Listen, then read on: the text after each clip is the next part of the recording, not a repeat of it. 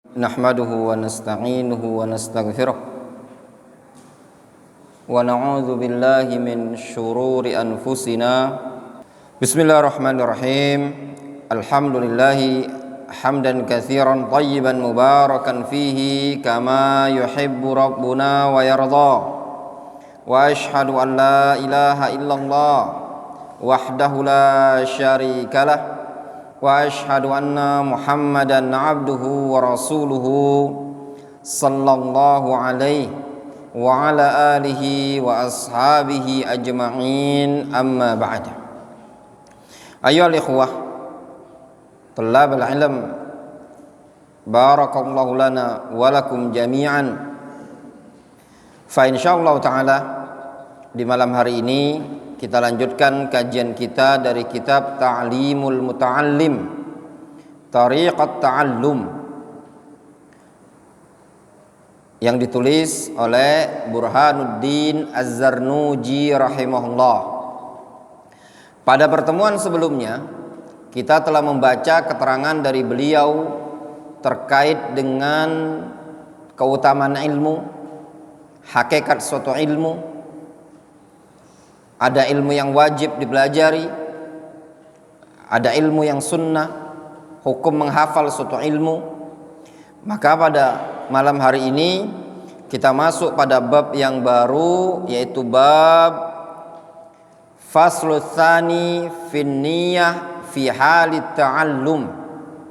Fasal yang kedua tentang niat pada saat belajar, tentang niat ketika menuntut ilmu syar'i. Dalam bab ini tadi pembahasan niat, ya ikhwah, ya tullabal ilm, adalah perkara yang sangat penting. Bab niat masuk pada seluruh jenis ibadah. Bahkan banyak jenis-jenis ibadah semuanya butuh niat. Bahkan seluruh pembahasan fikih itu butuh niat, kecuali beberapa perkara saja yang tidak dipersyaratkan niat, seperti bab izalatun najasah, bab qada'ud dain, tidak dipersyaratkan niat. Adapun bab salat, bab puasa, bab haji dan yang semisalnya dipersyaratkan padanya niat. Nah, niat yang dimaksud ketika para ulama menyebutkan pembahasan niat, maka niat tersebut ada dua macam. Yang pertama, niatul amal, niat suatu amalan. Niatul amal yaitu niat dalam beramal. Ini yang dimaksudkan oleh para ulama, para fuqaha dalam bab niat di buku-buku fikih. Ketika mereka para ulama, para fuqaha menyebutkan bab niat dalam buku-buku fikih, maka yang mereka maksudkan adalah bab niat yang dikenal dengan istilah niatul amal, niat dalam beramal. Ini yang dimaksudkan oleh para ulama di buku-buku fikih mereka. Apa niatul amal? Ketika antum ingin mengerjakan suatu perbuatan, maka butuh pada hati antum ada niat, ada qasad, kesengajaan. Antum ingin sholat, sengaja ingin sholat, ada niat dalam hati, ada gerak dalam hati untuk mengerjakan perbuatan tersebut. Niat ini dikatakan oleh Imam Al-Hafidz Ibnu Hajar Al-Asqalani rahimahullah, niat itu adalah amirul badan. Amirul badan. Niat itu hati, itu amirul badan, pemimpin, penggerak badan ini tadi. Badan antum ini ketika kuat, atau hati antum ketika punya tekad bulat, maka badan antum akan tergerak seperti itu. Yang kedua, jenis niat yang kedua adalah niatul ma'mulilah. Niatul ma'mulilah, niat untuk siapa antum beramal? Untuk siapa antum beramal? Antum menuntut ilmu untuk siapa? Antum sholat untuk siapa? Siapa yang antum tuju dalam suatu amalan ini tadi. Nah, niat yang kedua ini tadilah, ini yang dimaksudkan oleh Imam Az-Zarnuji rahimahullah. Ketika para ulama menyebutkan jenis yang kedua, yaitu niatul ma'mulilah, biasanya diungkapkan oleh para ulama dengan istilah al-ikhlas. Niat jenis yang kedua inilah yang disebut oleh para ulama dalam babut tauhid wal aqaid, bab dalam pembahasan tauhid dan akidah. Mereka menyebutnya apa? Al-ikhlas. Difahami? Sehingga yang dimaksudkan oleh al-Imam Az-Zarnuji rahimahullah ta'ala pada pembahasan fin niyah fi halit ta'allum ay niyatul ma'mulilah, maka yang dimaksudkan adalah niat untuk siapa antum belajar. Wadih? Faham sampai di sini? Qala al-Imam Az-Zarnuji rahimahullah, "Tsumma la budda lahu minan niyah." Kemudian harus bagi seorang penuntut ilmu ketika dia belajar memiliki niat fi zamanit ta'allumil ilmi, harus punya niat yang ikhlas pada waktu dia menuntut ilmu. Faham? Id an-niyah yal-asu fi jami'il ahwal. Karena niat adalah asal pada seluruh keadaan. Penting niat ini tadi untuk ikhlas. Difahami? Ya. Liqaulihi alaihi salatu wassalam, innamal a'malu binniyat. Sesungguhnya amalan itu bergantung dengan niatnya. Makna hadis ini itu menunjukkan niatul amal sebenarnya pada potongan seperti ini. Namun pada lafadz yang wa innama likulli imri'in ma nawa itu berkaitan dengan niatul ma'mulilah.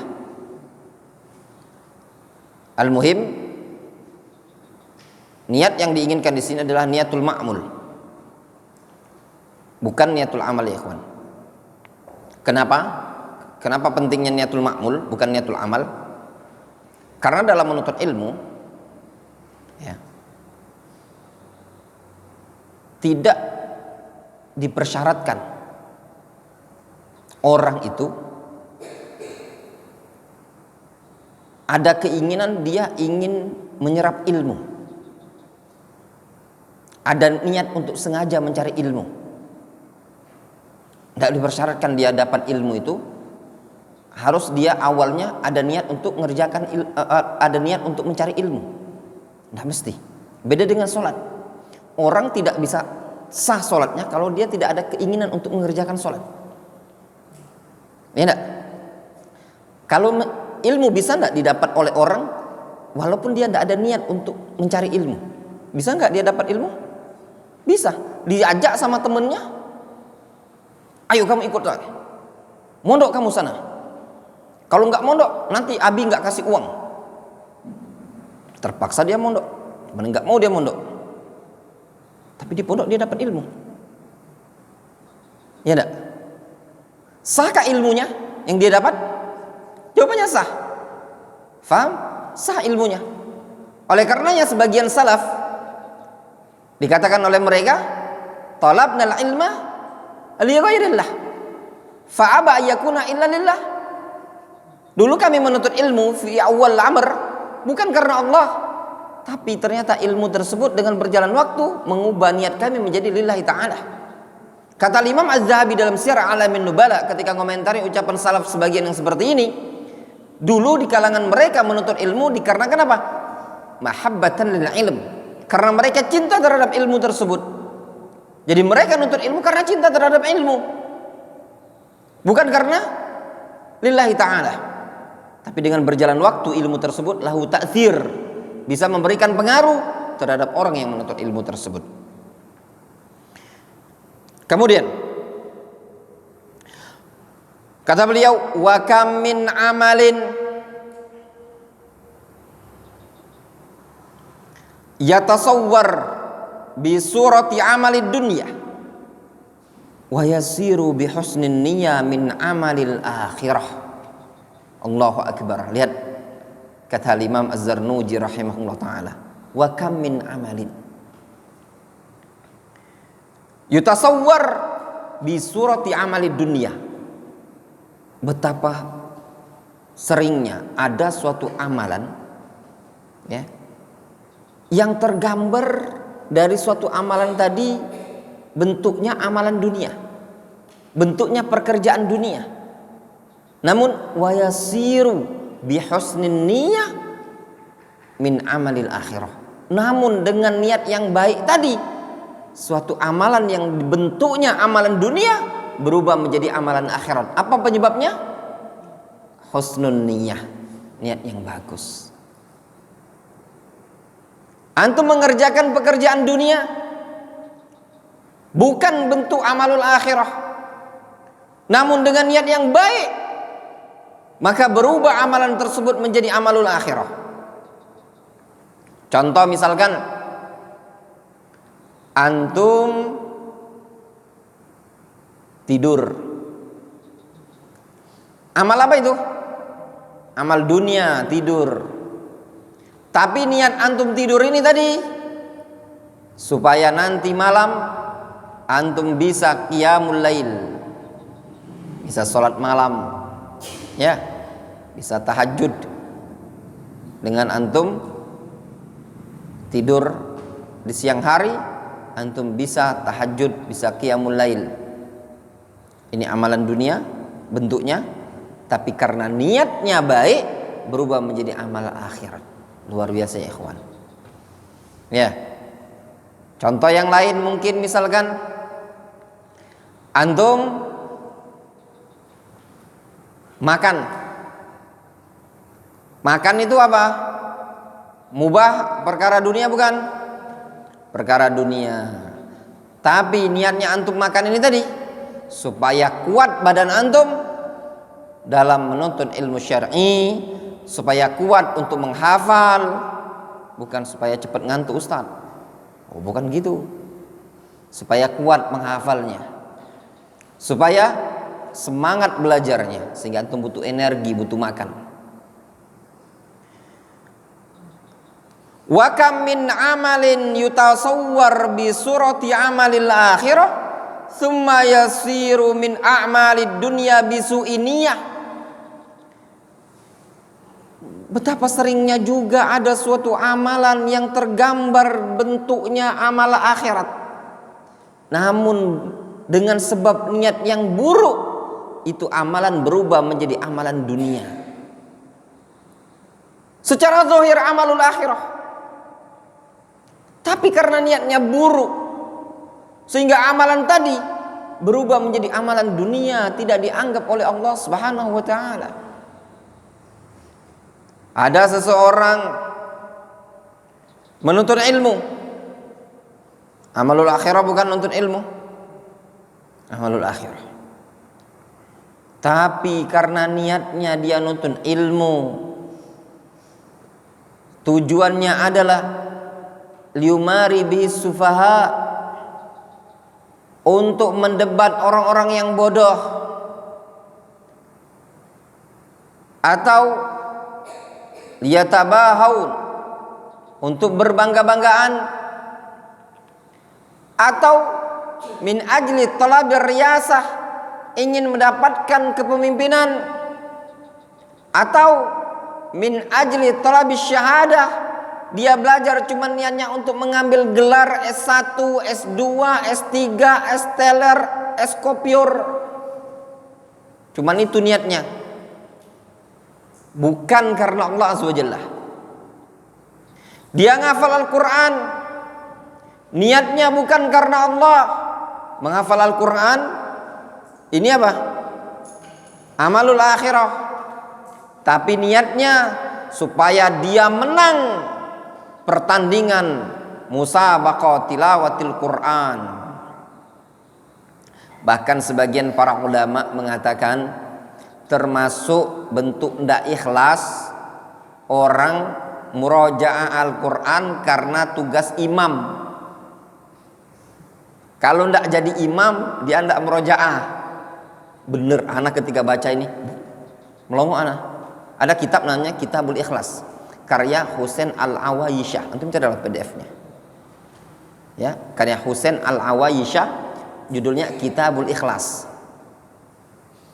Tentang ikhlas. Nah, disebutkan di kitab itu, ya, di antara bentuk ndak ikhlas, orang itu murojaah Al-Quran karena dapat tugas imam. Kalau dia ndak jadi imam, ndak murojaah. Karena dia tugas imam Ramadan, dia murojaah kencang sekali. Pas ndak tugas imam, bacanya cuma 1 halaman sehari, 1 halaman sehari. Ya. Murojaah, kenapa? Karena mau ujian, Ustaz. Saya murojaah nanti kecil nilai saya. Ente murojaah karena ujian atau karena Allah Subhanahu wa taala? Karena ujian. Berarti niat ente bukan untuk lillahi ta'ala, bukan untuk negeri akhirat. Karena jawab soal ujian. Tipis. Masa gitu aja enggak boleh? Nah, itu namanya ikhlas. Ikhlas itu susah. Susah ya, ikhwan. Siapa bilang ikhlas itu gampang? Paling susah itu ikhlas. Para ulama saja bilang, ya, tidak ada sesuatu yang paling berat untuk aku obati apa? Ma'alajtu syai'an asyadda alayya min niyati.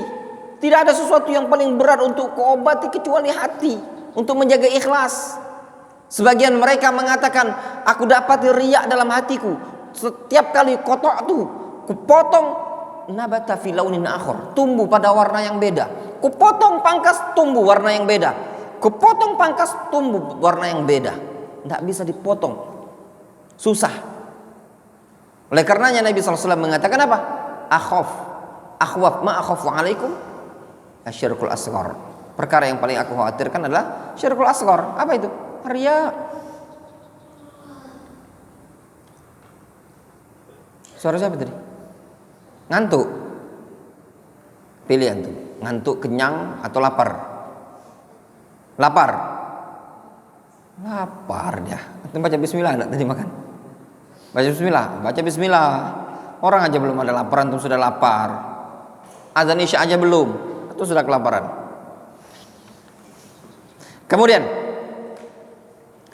wayan bagi, dan selayaknya ayyan wiyal muta'allim bi talabil ilmi ridallahi ta'ala wad darul akhirah. Selayaknya bagi seorang penuntut ilmu, seorang pelajar, seorang santri, agar dia berniat tatkala menuntut ilmu tersebut, dia niatkan apa? Niatkan dalam rangka mencari ridha Allah, dalam rangka mencari negeri akhirat. Ini yang selayaknya bagi seorang thalibul ilmi. Ketika dia menuntut ilmu, dia niatkan dalam rangka mencari ridha Allah Subhanahu wa taala dan mencari negeri akhirat.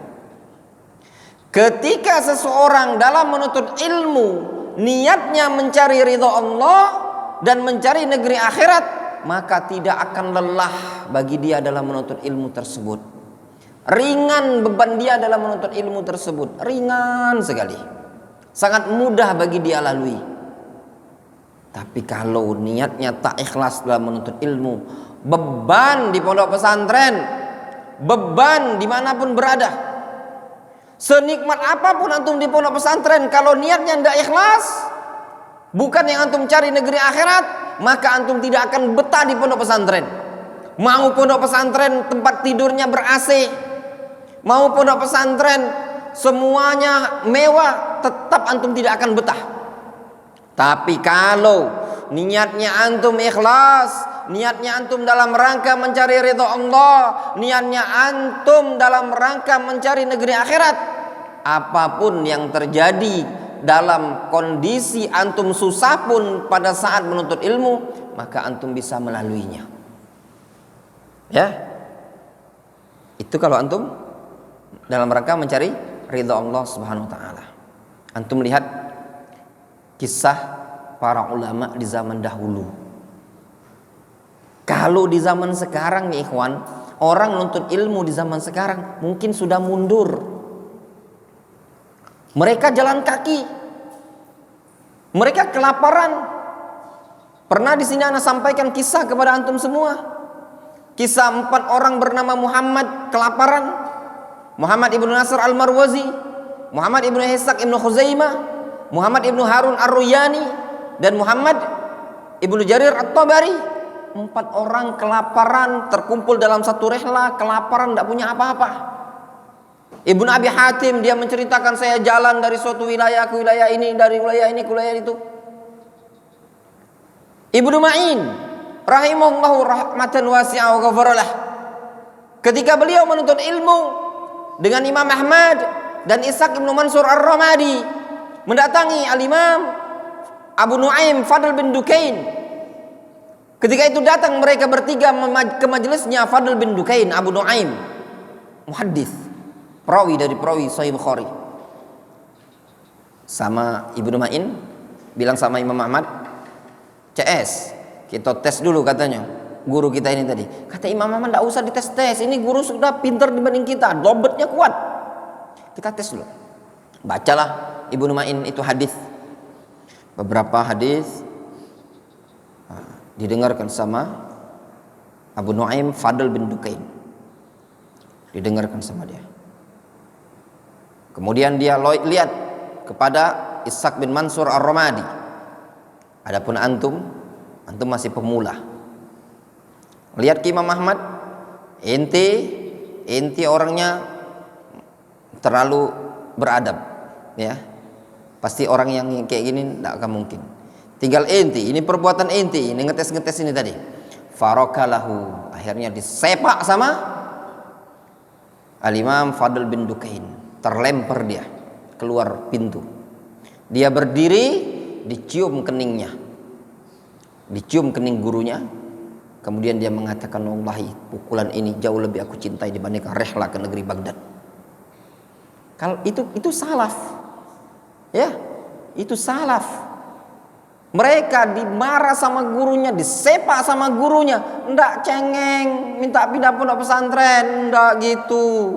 Kenapa? Karena mereka tahu niat awal nuntut ilmu adalah mencari ridha Allah dan ikhlas negeri akhirat. Hisham ibnu Ammar rahimahullah ta'ala, atau Hisham ad-Dastawai, Hisham ibnu Ammar ad-Dastawai, datang ke majelisnya Imam Malik.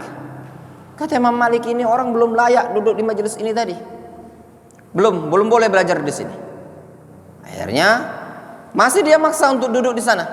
Sama Imam Malik nyuruh muridnya, udah keluar sana, pukul dia 15 kali. Dipukul tuh 15 kali. Sudah dipukul 15 kali, datang dia kepada Imam Malik. Ya Abu Abdullah, ya Imam Malik, demi Allah, ini pukulan tidak aku halalkan, akan kutuntut ukhasimuka amam Allah. Kutuntut nanti di hadapan Allah Subhanahu wa taala. Imam Malik orang yang takut kepada Allah, beliau takut sekali. Kata beliau, kalau gitu saya minta maaf. Gimana solusinya? Katanya, kalau mau saya maafkan, kamu kasih saya hadis. Ya, kasih hadis. 1 pukulan 1 hadis. 15 pukulan tadi 15 hadis. Sudah dikasih sama Imam Malik, haddatsana fulan, haddatsana fulan, haddatsana fulan, kasih hadis 15 hadis. Kemudian setelah dikasih 15 hadis, dia bilang lagi, ya Malik, ya Abu Abdullah, zid dharban wa zid haditsan. Wahai Abu Abdullah, tambahkan 1 pukulan, tambah lagi 1 hadis. Faham?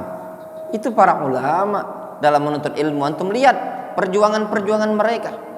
Al-Imam Al-Bukhari dalam menulis Tarikhul Kabir di bawah cahaya rembulan. Tarikhul Kabir ditulis oleh Al-Imam Al-Bukhari. Orang-orang yang seperti ini perjuangannya apa? Kalau di zaman kita sekarang yang ikhlas kita ini seujung cuman ada seujung kuku, mental kita menuntut ilmu. Ya, mental.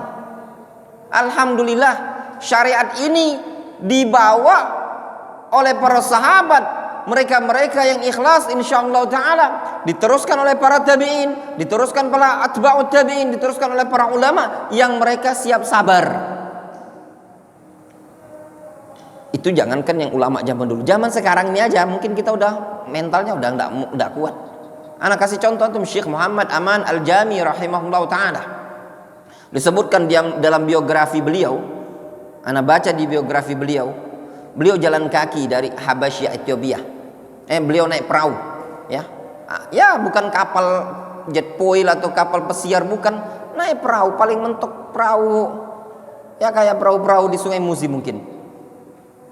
Naik perahu beliau, berhenti di Aden. Antum tahu dari Aden naik apa? Beliau jalan kaki ke Hudaidah. Dari Aden berdua beliau jalan kaki ke Hudaidah. Dan kata beliau itu di bulan Ramadan. Jauh loh jalan kaki. Bulan Ramadan panas berdengkang. Jalan kaki beliau sampai ke Hudaidah. Dari Yaman Selatan ke Yaman Utara. Kemudian jalan kaki lagi beliau teruskan sampai ke Saudi Arabia, tembus ke Saudi Arabia. Jalan kaki. Yaman sampai Saudi Arabia, jalan kaki itu. Dalam rangka apa? Thalabul ilmi syar'i. Orang-orang yang seperti ini kalau bukan karena ikhlas, kalau bukan karena mencari ridha Allah Subhanahu wa taala, tidak akan mungkin ya ikhwan bisa kuat dan bisa sabar seperti itu. Jelas? Kemudian kata Imam Az-Zarnuji, wa izalatul jahli an nafsihi wa an sairil juhal. Kemudian selayaknya juga bagi seorang penuntut ilmu, selayaknya bagi seorang santri, dia niatkan ketika dia menuntut ilmu tersebut untuk apa? Untuk izalat al-jahl, izalat al-jahli. Dia niatkan untuk menghilangkan kebodohan. An-nafsihi, menghilangkan kebodohan dari dirinya, wa an sairil juhal, dan dia niatkan untuk menghilangkan kebodohan dari orang-orang yang bodoh. Kalau bahasa Imam Ahmad itu apa? Antanwiyah raf'al jahli an nafsika wa an ghairika. Engkau niatkan belajar itu untuk ngangkat kebodohan dari dirimu dan dari orang lain. Sehingga kalau antum sudah belajar, antum juga punya kewajiban untuk mengajari orang lain. Kalau ingin ilmu antum diberkahi, maka ajarkan kepada orang lain. Syekh Muqbil Ibnu Hadi Al-Wadi'i rahimahullah, beliau mengatakan, man arada ayyubarikallahu fi ilmihi falyakum bita'lim. Kata beliau, barang siapa yang ingin diberkahi ilmunya, falyakum bita'lim, hendaklah dia bangkit untuk mengajarkan ilmu. Ilmu itu tidak rugi, tidak berkurang ketika diajarkan. Sesuatu yang diajarkan semakin bertambah, yaitu ilmu. Semakin antum ajarkan semakin kokoh. Maka ketika antum sudah belajar, terangkat kebodohan dari diri antum, ajarkan kepada orang lain. Kemudian juga wa ihya ad-din wa ibqa al-islam. Selayaknya juga seseorang ketika menuntut ilmu, santri ketika belajar di pesantren, niatkan untuk menghidupkan agama Islam, niatkan untuk menjaga Islam ini tadi. Itu tujuannya. Ketika antum belajar berarti antum sudah ikut andil untuk membela, menolong agama Allah Subhanahu wa taala. In tansurullah yansurkum wa yutsabbit aqdamakum. Kalau kalian mau menolong agama Allah, menolong syariat ini, Allah akan bela dan tolong kalian. Lihat kata Al-Imam Az-Zarnuji, fa inna baqa'al Islam bil ilmi. Karena kekalnya agama Islam itu, tetapnya agama Islam bil ilmi, dengan ilmu. Islam ini akan tegak ya ikhwan bil ilmi. Wala yasihu zuhdu wat taqwa ma'al jahli. Beliau mengatakan, tidak akan sah zuhud seseorang dan ketakwaan seseorang kalau dibarengi dengan kebodohan. Orang kalau bodoh itu susah ya ikhwan, mau benar ibadahnya, belum tentu benar takwanya kalau dia bodoh.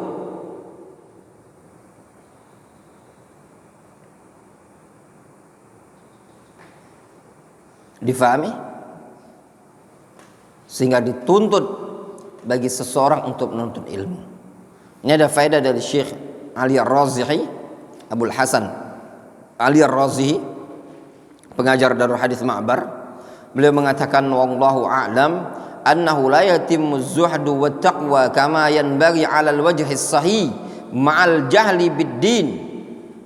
Kata beliau, wallahu alam, tidak sempurna zuhud dan ketakwaan seseorang itu sebagaimana yang selayaknya dengan cara yang benar kalau dibarengi kebodohan terhadap agama. Orang itu tidak akan benar, tidak akan sempurna zuhud dan takwanya kalau dibarengi dengan kebodohan. Bukan tidak sah ya, tapi tidak sempurna. Itu yang mungkin lebih tepat. Kadang orang tuh ada takwanya tapi agak ngacau-ngacau gitu loh, sehingga kurang sempurna. Kenapa? Faqad yata'abbad al-jahil bima la yashra'. Karena orang yang bodoh itu terkadang beribadah dengan sesuatu yang tidak disyariatkan. Fa yadkhulu fil bid'ah, sehingga dia masuk dalam perkara bid'ah. Wa hakadha qad yukallif nafsahu wa yatarahhab bima la yashra'. Ya. Demikian juga dia terkadang membebani dirinya sesuatu yang tidak Allah syariatkan, fayabtadi haitsu la yadri, sehingga memunculkan perkara yang tidak dia ketahui, sehingga butuh yang namanya ilmu. Ya. Orang ibadah dengan ilmu itu ibadahnya akan semakin sempurna. Antum saja kalau ngerjakan sesuatu tidak punya ilmunya, bagus enggak? Hah? Antum kalau disuruh masak itu kari, gulai kari nggak punya ilmu, ya nanti enak kan deh? Nggak enak.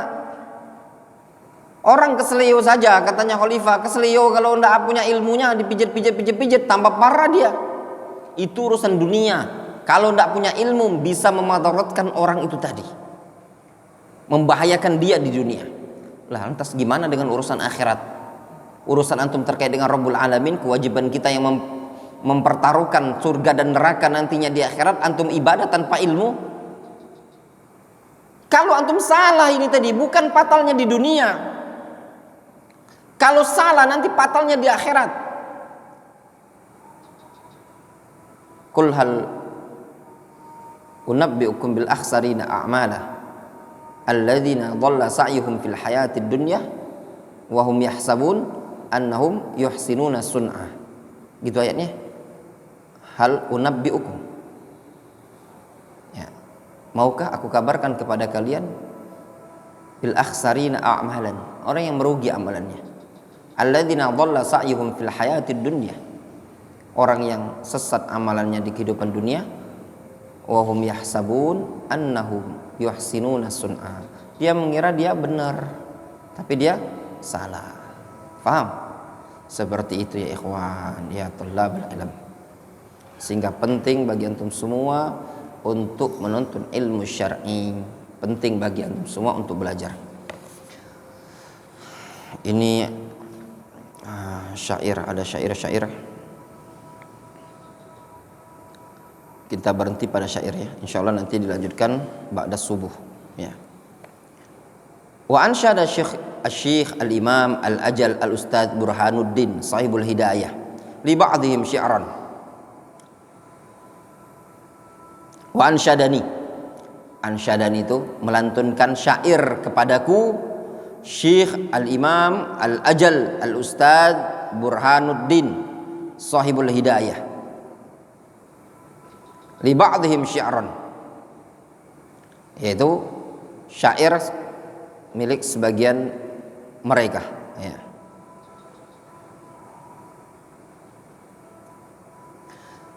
Apa syairnya? Fasadun kabirun alimun mutahattikun, kerusakan yang paling besar itu adalah tatkala adanya seorang alim tapi mutahattik, alim yang mutahattik itu artinya orang yang suka ngelanggar. Dia alim tapi suka ngelanggar. Apa bahasa kitanya? Alim jarkoni, ya, atau alim larkoni. Faham antum? Ya, itu aja terjemahannya. Fasadun kabir alimun jarkoni. Ya, tahu antum jarkoni? Iso ngajar orang, iso ngelakoni. Kerusakan yang paling besar itu adalah tatkala adanya seorang alim, dia berilmu tapi mutahattik. Dia punya ilmu tapi suka ngelanggar. Dia punya ilmu tapi melanggar. Itu namanya alim mutahattik. Dia udah tahu ilmunya tapi melanggar ilmu dia. Faham? Nah, itu namanya alim jarkoni aularkoni. Tahu? Jarkoni iso ngajar, ora iso ngelakoni. Larkoni iso ngelarang, ora iso ngelakoni. Ketawa antum mandi. Antum di antara kunci jadi ustadz tuh harus banyak kosakata juga. Ya. Iya. Ada pelajarannya, public speaking. Ya. Anak enggak pernah belajar public speaking. Antum penting banyak baca aja. Banyak dengarkan rekaman masyayikh, dengarkan rekaman ceramah-ceramah orang, nanti insyaallah banyak kosakata yang aneh. Ya. Intinya banyak baca aja. Memang kerusakan paling besar itu kalau ada seorang alim ghairu amil. Kata seorang penyair,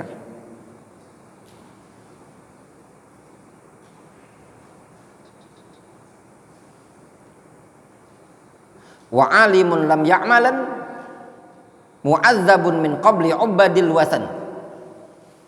Wa alimun lam ya'malan mu'adzabun min qabli ubadil wasan. Gitu lafadznya, ya. Loading dikit, ya. Masih mending anak loading masih baca. Antum loading lama kali antum.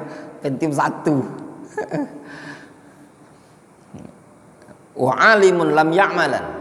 Seorang alim yang tidak beramal dengan ilmunya, mu'adzabun, diazab, min qabli ubadil wasan, sebelum diazabnya para penyembah berhala. Ya.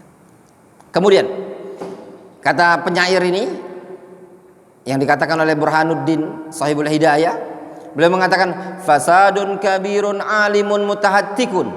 Kerusakan yang paling besar itu adalah tatkala adanya seorang alim yang cuman jarkoni.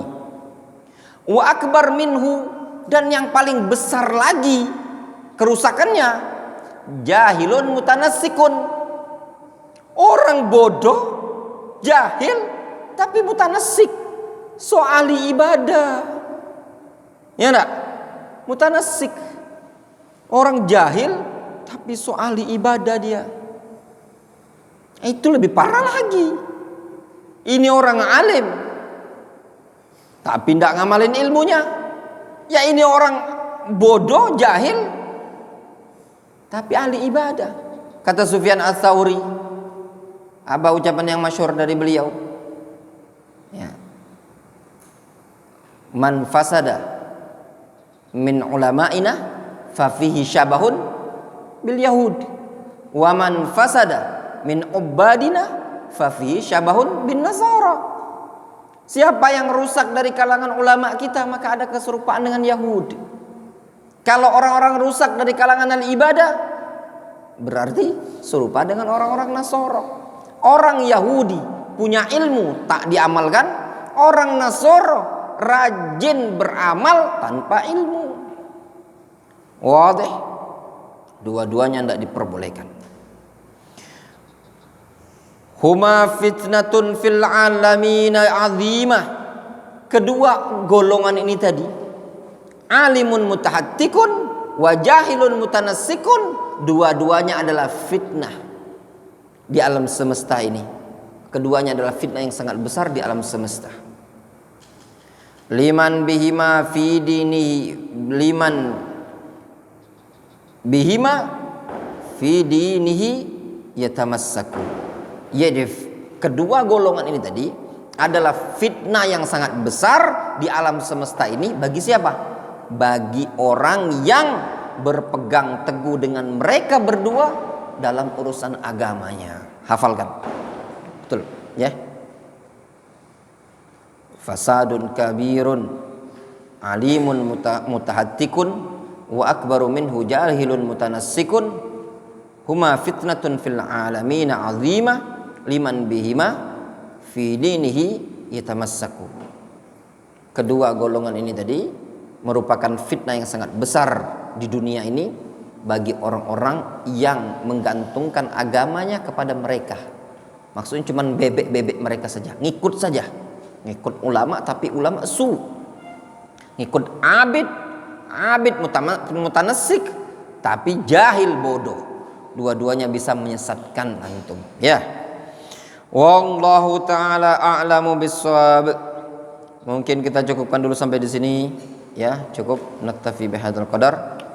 Insyaallah nanti kita lanjutkan ba'da sholatis subhi. Setelah sholat subuh, insyaallah besok khutbah Jumat Ustadz Abdurrahman Sirait. Ya. Tolong dirapikan masjidnya dan misalnya ya. Naktafi bihadzal qadar.